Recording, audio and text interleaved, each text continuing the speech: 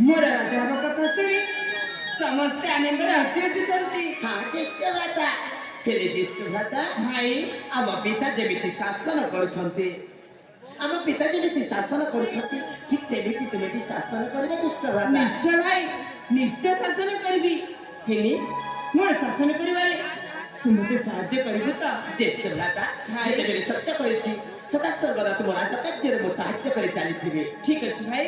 ए भाई भाई समय अतिकाई जाइछि माता आउरी अनेक परिभ्रमण करिवार अछि। हां ज्येष्ठ भ्राता चल भाई एथर आगकु जीवा हां भाई ए ज्येष्ठ भ्राता भाई जेते बेले आसी पहुंची जाइछे हम अरण्य मध्यकु एठिका प्राकृतिक शोभा टिके उपभोग करिबा। कोन कहिलु ए बनर प्राकृतिक शोभा को उपभोग करिबा। हां ज्येष्ठ भ्राता ठीक अछि भाई किछि समय उपभोग करी चली जीवा हम गंतव्य पथरे। ठीक अछि बड़ा भाई।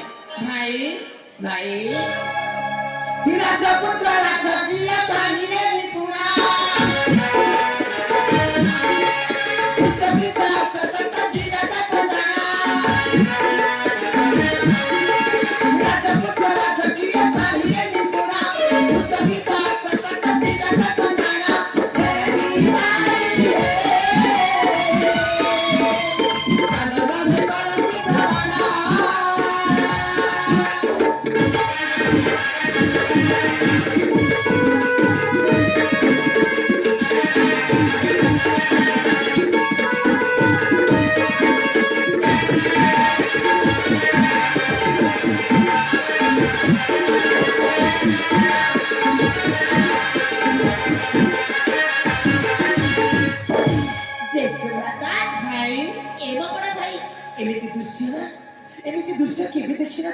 सत्य भाई ए भाई भाई सगुआ सगुआ रंग माथी चिकना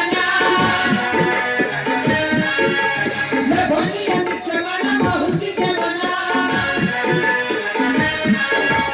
सगुआ सगुआ रंग माथी चिकना ले भोली अंग चमना बहुती के मना दूरी भाई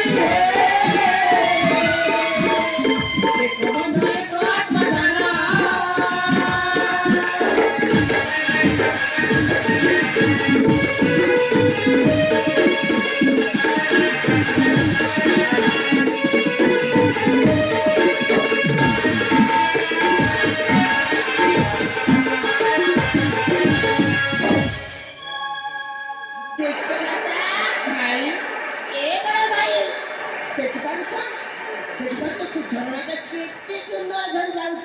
खूब सुंदर भाव झरी जाउछि भाई।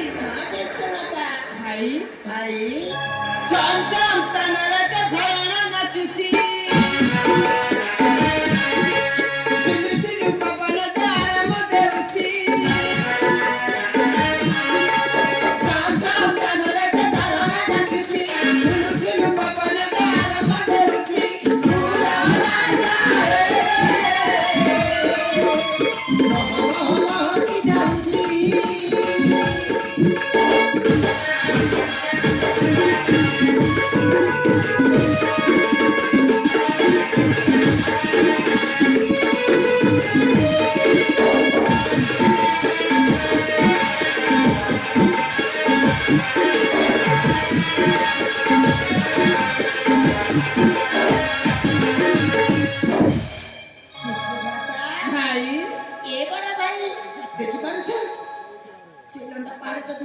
କେତେ ସୁନ୍ଦର ଦେଖାଯାଉଛି। ସେଇ ପାହାଡ଼ଟା ଖୁବ୍ ସୁନ୍ଦର ଦେଖାଯାଉଛି ଭାଇ। ଖୁବ୍ ସୁନ୍ଦର ଦେଖାଯାଉଛି ନା ଭାଇ? ହଁ ଭାଇ। ଏ ଜ୍ୟେଷ୍ଠ ଭ୍ରାତା ଭାଇ। ତା ପାଖକୁ ଯିବା ଆଉ ତା ପ୍ରାକୃତିକ ଶୋଭା ଉପଭୋଗ କରିବା। ତା ପାଖକୁ ଯିବା। ହଁ। ଏ ଭାଇ ସେଇ ପାହାଡ଼ ତ ଅନେକ ଦୂରରେ ଅଛି। ଅନେକ ଦୂରରେ ଅଛି। ହଁ ଭାଇ। ଦେଖ ଦେଖ ପୁରା ପାଖରେ ଅଛି ନା ଆଉ। ହେଲେ ଭାଇ ମୁଁ ପାଦୁଟେ ମଧ୍ୟ ଆଗକୁ ଚାଲି ପାରିବିନି। କାହିଁକି? କାହିଁକି ଜାଣିଛୁ? ମତେ ଭାରି ଶୋଷ ହେଉଛି। ଶୋଷ ହେଉଛି? ହଁ ଭାଇ। ହେଲେ କେମିତି କରିବା? କେମିତି କରିବା? ଏ ଭାଇ ଏଇ ଦେଖିପାରୁଛୁ ଝରଣା। ସେଇ ଝରଣା କୂଳକୁ ଯାଇ ତୁ ପାଣି ନେଇକି ଆସିବୁ। ମୁଁ ଏକା? ହଁ। ନା ଭାଇ ମତେ ଭୟ ଲାଗିବ। କଣ କହିଲୁ? ନା ଭୟ? ନା ଏ ଭାଇ ଆମେ କଣ ବୀର ପୁରୁଷ ଯେ ଭୟ କରିବା? ଆମେ ପୁରା ରାଜପୁତ୍ର। ଆରେ ରାଜକୁଳରେ ଜନ୍ମ ହୋଇ ତୁ ପୁଣି ଭୟ କରିଛୁ? ଜ୍ୟେଷ୍ଠ ଭ୍ରାତା ଭାଇ ମୁଁ ଏମିତି ଥଟ୍ଟା କରୁଥିଲି। ଠିକ ଅଛି ବଡ଼ ଭାଇ ତୁମେ ଏଇ ଜାଗାରେ ବସି ପଡ଼ ମୁଁ ତୁମ ପାଇଁ ପାଣି ନେଇକି ଆସୁଛି। ଏ ଭାଇ ଶୀଘ୍ର ଯାଇକି ଶୀଘ୍ର ଫେରି ଆସିବୁ। ହଁ। ଜମା ଡେରି କରିବୁନି। ନା ଜ୍ୟେଷ୍ଠ ଭ୍ରାତା ଭାଇ ଏ ଜାଗା ଛାଡ଼ି କୁଆଡ଼େ ଯିବନି। ଆରେ ମୁଁ କୁଆଡ଼େ ଯିବିନି। ତୁ ଆସିବା ପର୍ଯ୍ୟନ୍ତ ଏ ବୃକ୍ଷ ମୂଳରେ ଅପେକ୍ଷା କରିଥିବି। ଠିକ ଅଛି ବଡ଼ ଭାଇ ତାହେଲେ ମୁଁ ତୁମ ପାଇଁ ପାଣି ନେଇକି ଆସିଛି। ଠିକ ଅଛି ଭାଇ। ଠିକ ଅଛି।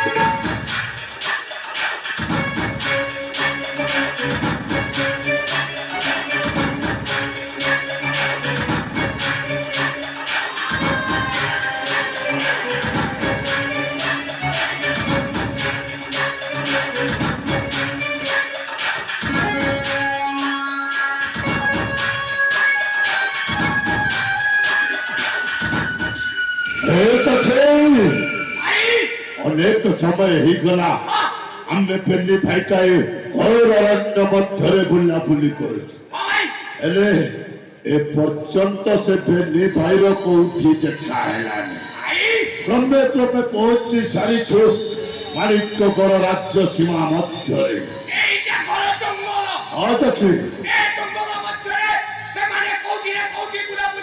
ଠିକ କହିଛୁ।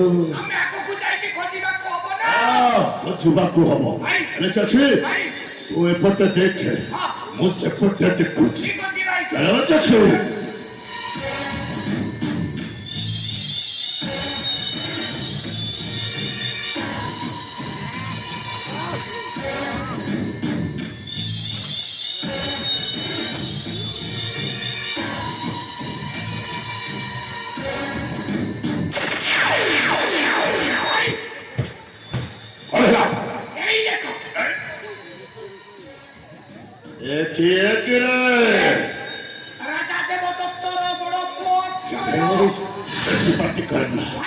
তাহলে সে কুঠিয়াই বৃক্ষ মূলরে শোইছি তা সান ভাইটা কুয়ারে চালি যাইছি।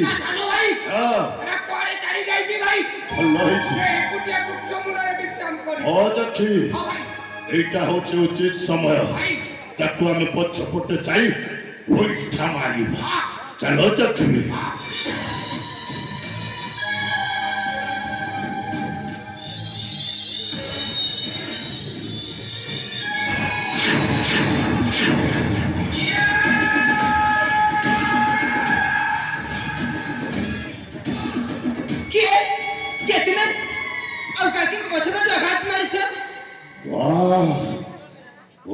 রাজকুমার বড় বাবু আজি তুমি ଦେଖିବାକୁ ভারি সুন্দর দেখা যাচ্ছে। বিদ্যারা ভারি সুন্দর। আরে তুমি জম্মারে মতে চিহ্নি পারিবনি রাজকুমার বড় বাবু। আরে ଯୋଉ ସମୟରେ ତୁମେ ଦି ଭାଇ ଛୋଟ ଛୋଟ ଥିଲ ସେଇ ସମୟରେ ମୁଁ ଦିନେ ଥିଲି ତୁମରି ରାଜ୍ୟର ପ୍ରଧାନ ସେନାପତି। ହେଲେ ସାନ ବାପା ରାଜା ଦେବଦତ୍ତ କଣ କଲା ଜାଣିଛୁ? ଗୋଟେ ସାମାନ୍ୟ ଭୁଲ ପାଇଁ ରାଜ୍ୟର ଜନପ୍ରଜାଙ୍କ ଉପସ୍ଥିତିରେ ମୋ ସେନାପତି ପଦଟାକୁ ବହିଷ୍କାର କରିଦେଲା। ଆରେ ମୁଁ ସେଇ ବହିଷ୍କୃତ ପୂର୍ବତନ ସେନାପତି ବନାଗ୍ନି। ବନାଗ୍ନି? ଆମ ବନାଗ୍ନି ଆରେ ଚାଲ, ତୁ ବଞ୍ଚିଛୁ? ଓରି ସମ୍ମୁଖରେ ଛିଡ଼ା ହେଇଛି ଭାଇ।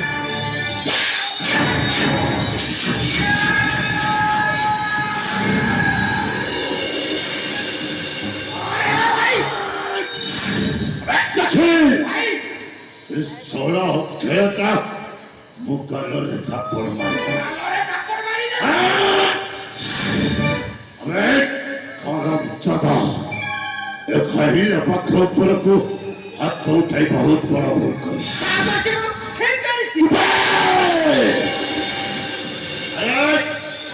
ଗୋଟାଏ ସଞ୍ଚାର ପକ୍ଷୀ ଦେଖିଛୁ। ଆରେ ସେଇ ସଞ୍ଚାର ପକ୍ଷୀର ଆମେ ଦି ଭାଇ ହଉଛୁ ଦୁଇଟି ଜଣ। ଯଦି ଏ ଦୁଇଟି ଜଣ একত্রিত হই তো দেহরে চাপি পড়ু অবস্থা কଣ হব জানিଛୁ?